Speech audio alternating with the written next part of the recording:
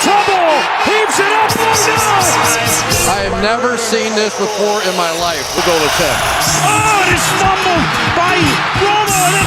The season can't end like that. You got a guy on either side of him. What are you doing here?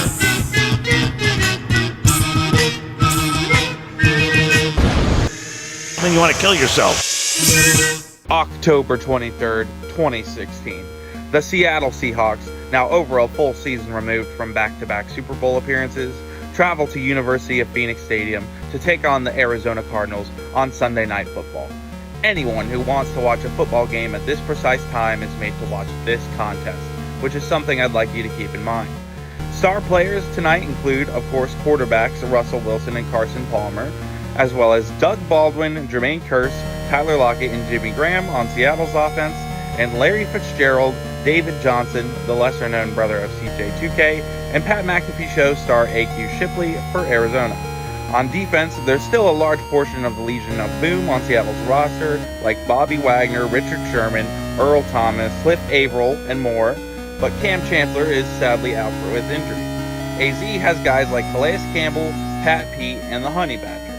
Two more very relevant characters here are kickers Casey Catanzaro and Stephen Hauschka.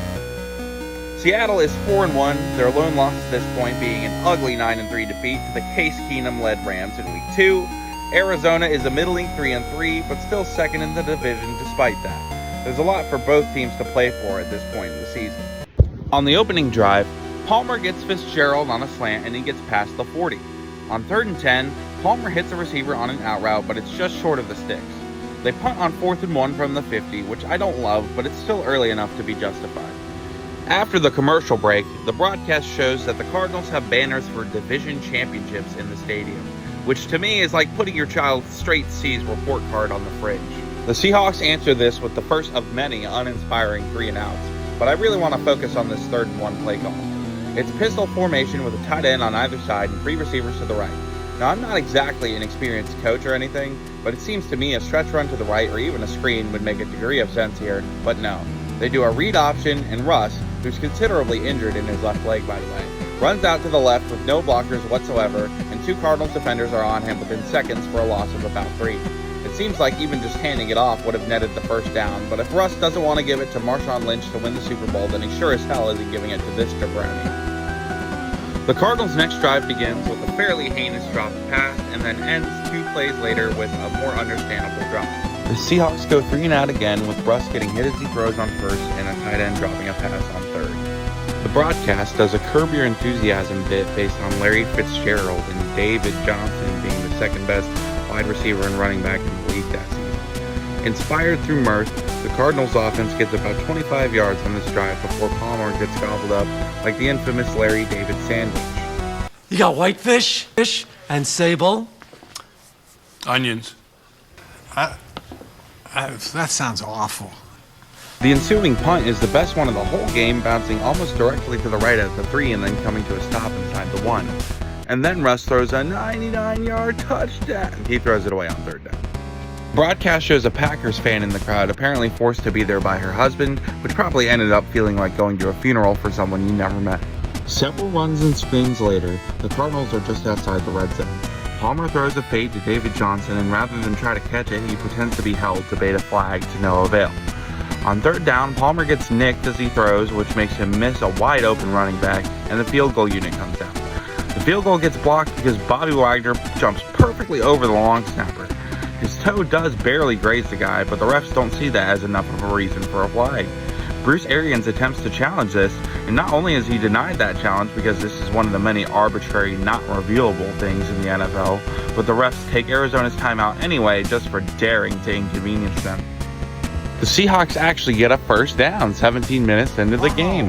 The elation doesn't last long though, because Jimmy Graham subsequently drops a pass for seemingly no reason whatsoever, and then blanket coverage on 3rd forces another punt. Palmer chucks a pass deep, but it has no chance. And then as he's getting sacked on 3rd, he manages to get it to David Johnson somehow, and it miraculously becomes a first.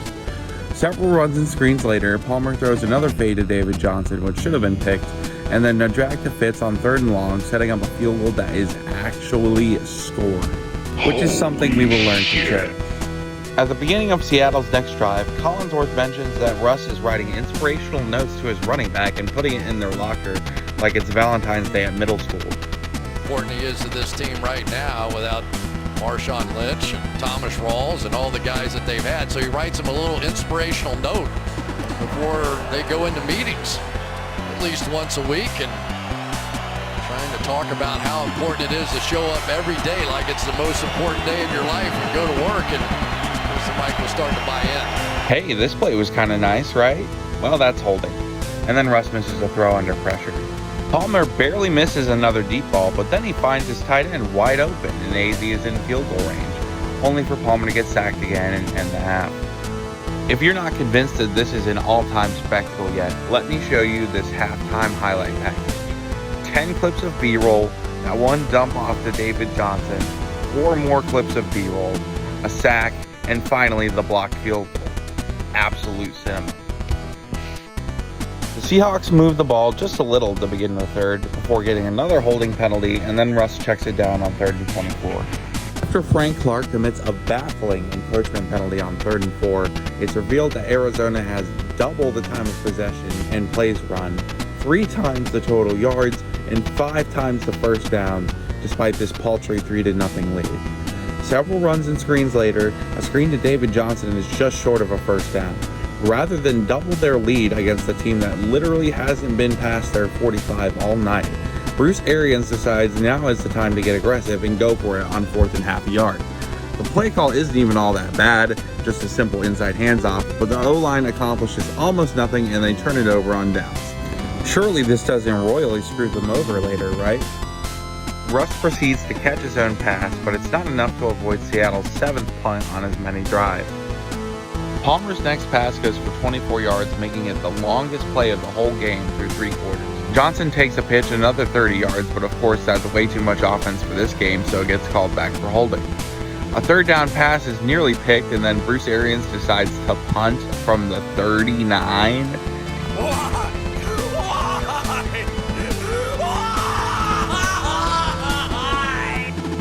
I mean, yeah, your kicker isn't winning MVP this year, but you don't even want to attempt a 56-yarder? A touchdown lead would probably have been insurmountable. Seattle does get a first down, but suffers yet another holding call before a screen on 2nd and 20 loses 5 more yards. And then on 3rd and 25, Russ does this goofy-ass little shuffle pass to the running back who gets absolutely blown up 20 yards short of the sticks.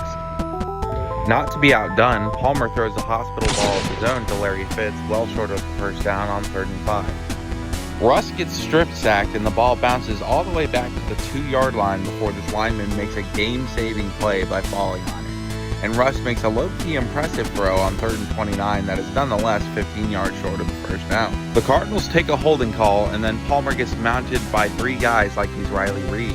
They just run it on 3rd and 25 because they can tell at this point that all they have to do is burn clock and not fuck anything up, and they get out with a win. What happens on the very next play, I wonder?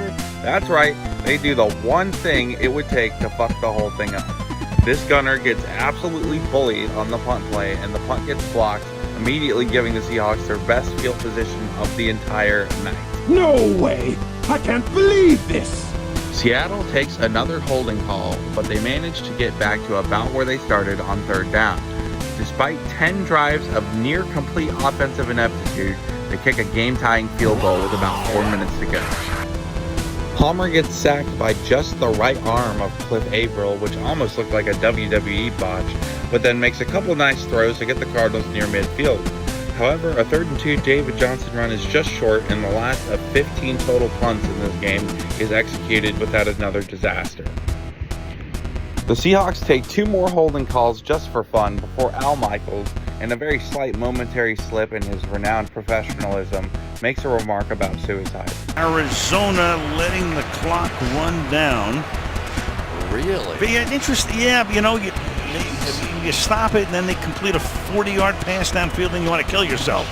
This is now the 3rd game ever to reach overtime at a score of 3-3 for a game in 1987 and a game in 1992. In overtime, Palmer makes his best throw of the game in order to get the Cards to field goal range.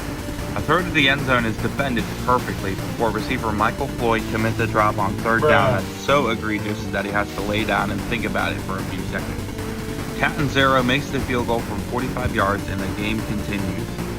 The Seahawks miraculously remembered how to move the ball and get to the red zone after some catches from Jimmy Graham, but on third down a miscommunication with Graham causes an overthrow and Hauschka comes on to kick a 36-yarder to once again tie the game with about half the overtime period remaining. Palmer makes a great throw out of play action to about midfield, and then on third down, Richard Sherman whiffs a tackle on receiver J.J. Nelson and runs all the way down to the 5-yard line. First and goal, David Johnson takes a run outside, and while he hits the pylon with his foot, the ball does not cross the plane before he's out of bounds, and the Cardinals have second and goal from the half-yard line. They give it to Johnson again, but Bobby Wagner makes the stop, and it's third and goal. It is right here that one of the dumbest coaching decisions I've ever seen is made. David Johnson is not a Hall of Famer like his brother, but he's more than a solid running back as well as the entire engine of your offense tonight. I would say he is more likely to get the touchdown on third and goal from the half-yard line than he is the fumble.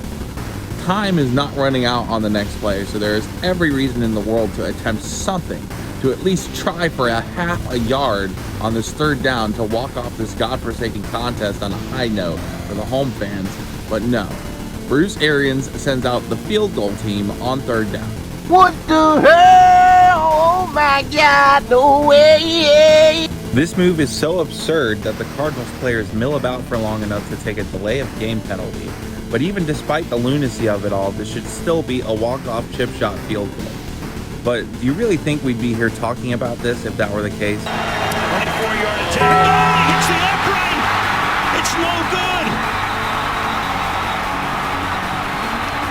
Bobby Wagner rushes Catanzaro again, and whether or not he touches the center with his toe or gets a finger on the ball doinks off the left upright, and the game continues.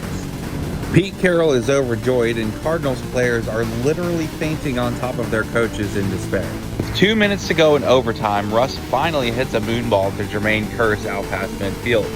On 3rd and 3, Doug Baldwin jukes 2 defenders out of the field of play and gets all the way inside the 10. They run it one more time to center the ball, and with 10 seconds left, they decide to send out the field goal unit. All Hauschka has to do here is make a kick easier than any he's had tonight, or probably all season, but well... John Ryan to hold. And he misses it! That's impossible! Oh my God! That is impossible! He brutally shanks the kick, ensuring that nobody is rewarded for the incompetence that was on display tonight. Catanzaro looks like he survived a domestic violence incident, and Larry Fitzgerald hops around with an uncanny blank expression on his face. Palmer throws one more out route to Larry, and then a Hail Mary falls incomplete, officially sealing this as the lowest scoring tie since the inception of overtime in 1974. I think what made this game's outcome remotely possible was Bruce Arians' cowardly decision making. You have multiple punts in 4th and very short past midfield, which I get was more common at this time than in the post-Dan Campbell era, but it nonetheless rings as pretty lame. The one time he defers from this conservative mindset, it completely blows up in his face in that run from the red zone, and that was when it made the absolute least sense not to kick. If he hates this kicker, like Collinsworth repeatedly said throughout the broadcast, why would you send him out on 3rd down from the 1-yard line?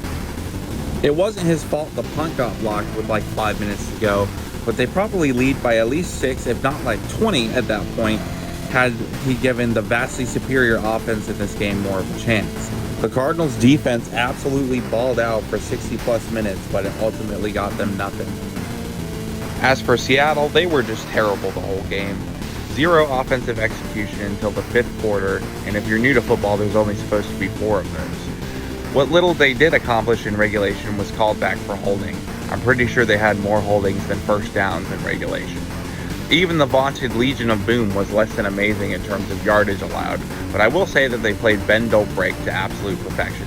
They were kept in the game by Bobby Wagner getting away with penalties and an undrafted rookie receiver making the play of his life on special teams. So there you have it, a game from 10 years ago that still holds a special place in my heart for how awful it was. Is it the worst game you've ever seen? If not, comment your pick for the worst game ever and I might review it for another video. Thanks for watching, and if you enjoyed this at all, please consider subscribing.